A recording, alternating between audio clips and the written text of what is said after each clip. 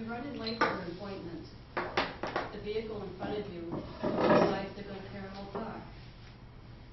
After several unsuccessful attempts at parallel parking, you start to get irritated because you need to get to your appointment. So in haste, you decide to go around the vehicle, and in the process, you almost get into an accident.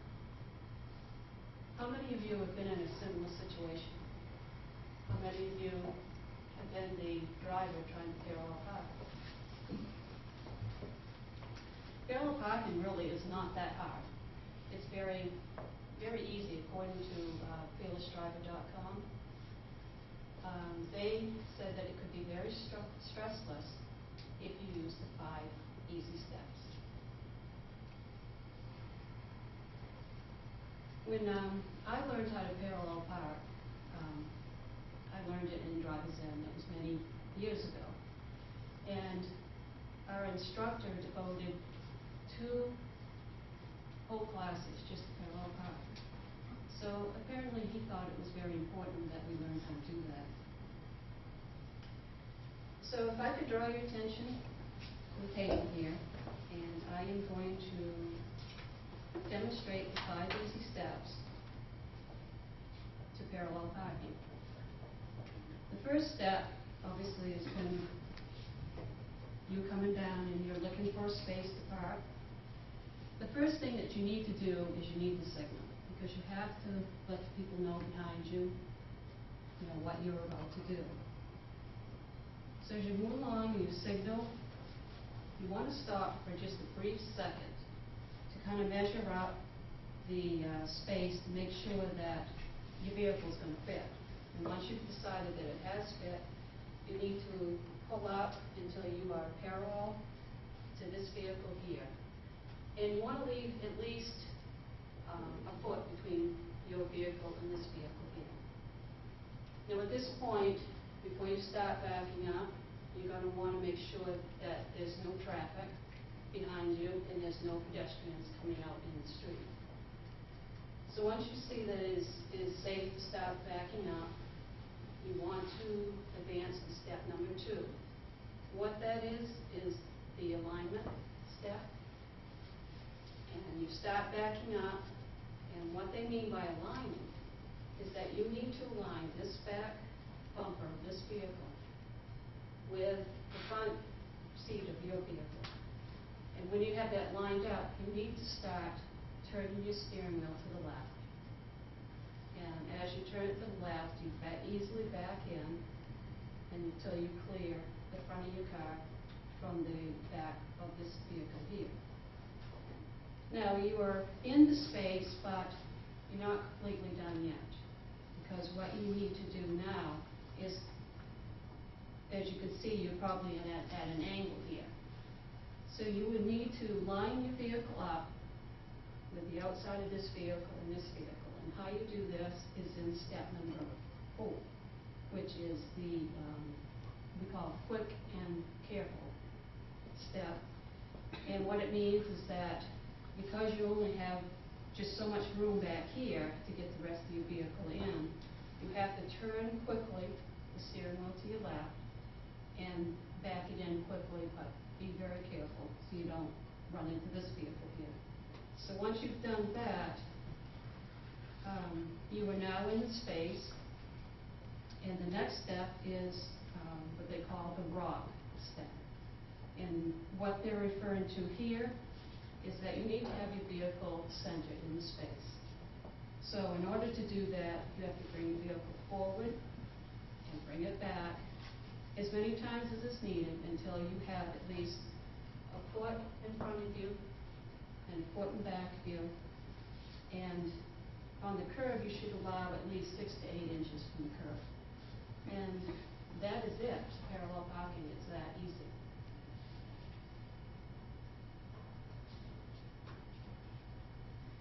So if we go back to the scenario in the beginning, you're running late for an appointment. The car in front of you is trying to parallel park. As you sit and watch that vehicle, you're amazed at how easily they back up and into that space. And before you know it, you're on your way to your appointment. So anyone can parallel park carefree and easily by following these 5 steps. The approach. Step number 2, back it up. Step number 3, align. Step number 4, quickly and carefully. And step number 5, roll. And you will be able to parallel park like a pro. Thank you.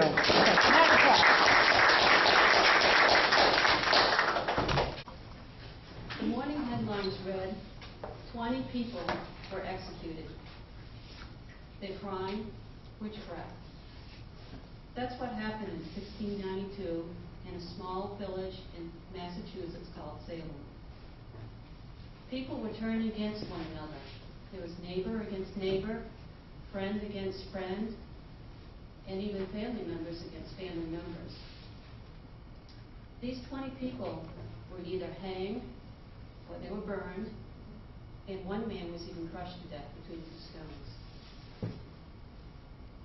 So you may wonder, why is this important to us? Why should we know these things?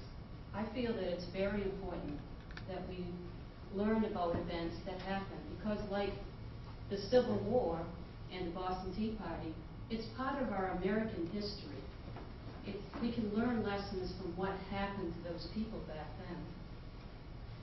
And being from New England myself, I was raised there, I heard a lot of stories about the Salem witch hunts, and there's actually a museum that you can go and see some of the artifacts of the people back then and some of the history that happened to them. But tonight we're going to go over 3 events that was very instrumental in causing these Salem witch hunts. They were current events that were going on at that time that caused a lot of problems in that village. The people's faith was Puritan faith, which also contributed to what happened.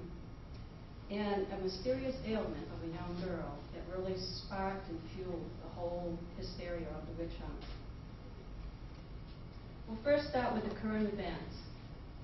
According to Douglas Linder in his article, The Witchcraft Trial in Salem, he said that there was some political strife going on there between a Putnam clan and the Porter clan. These 2 families were struggling and fighting for control of the village and of the pulpit. Also, you can see how that kind of rift could cause a lot of tension with villagers, and it started causing divisions. People were taking sides and feuds were starting. Also, at that same time, there were some frontier wars going on. These wars actually started in southern Maine between the Native Americans and the English settlers over land disputes, and fighting who owned the land. And they trickled down into Salem. So the Native Americans had used the element of surprise as their tactics in their war, and it was very instrumental in instilling fear into these villages. And because of these wars, people lost everything they had. They lost their homes, they didn't have food to eat, they had probably just the clothing on their back. So you see these living conditions weren't very good. So you can see that there was a pressure cooker building there, and things were starting to get a little uneasy and unsettled. Now, to understand how witchcraft accusation got started, we have to look at the faith of the people that lived back then. They were from the Puritan faith, and as you may already know, that they came to America from England to, ironically, escape religious intolerance. But they were a very rigid and restrained people. For example, if you didn't go to church, it was against the law. You were breaking the law. The women and the men were allowed to sit together in church. They had to sit on one side, women on one side, men on the other side. They also had to repress their emotion and their opinions. They weren't allowed to show feelings or give their opinion on anything that wasn't common or accepted at that time. They had a very strict moral code. All sin was punished. They felt that if you suffered a misfortune, like being sick, or maybe your crops didn't do well that year, it was God's will for that to happen to you, and they didn't help you. Satan was as real to them as God was. They felt that each person had a struggle between good and evil, and if they failed the test and it sinned, then they were a follower of Satan. And you could have been a witch.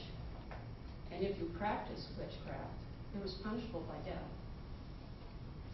So now you can see this pressure cooker is really building up bad, and it's about ready to blow its top.